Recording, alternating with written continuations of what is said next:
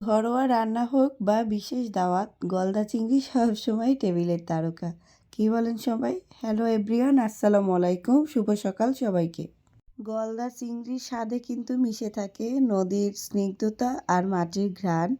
তো এখানে আমি 3টা বড় বড় গলদা চিংড়ি নিয়ে নিয়েছি। এখন আমি জাস্ট এটাকে ভাজবো হলুদ মরিচ লবণ দিয়ে, এছাড়া আর কিছুই করব না।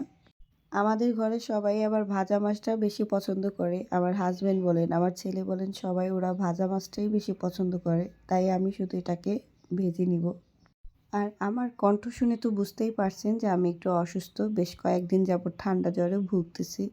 শরীর খারাপ থাকলে যে একটু শুয়ে রেস্ট নেব সেই ভাগ্য তো আমার এখনও হয়নি, কারণ আমার বাচ্চা দুইটাই ছোট, আমার শুয়ে থাকার কোনো উপায়ই নেই। আর এই চিংড়ি মাছের পা কে কে পছন্দ করেন বলেন তো? আমার কিন্তু চিংড়ি মাছের পা বেশ ভালো লাগে। আমার কাছে মনে হয় কাঁকড়ার পা যেরকম খেতে লাগে ঠিক সেই রকমই এটাও ওইরকম খেতে লাগে।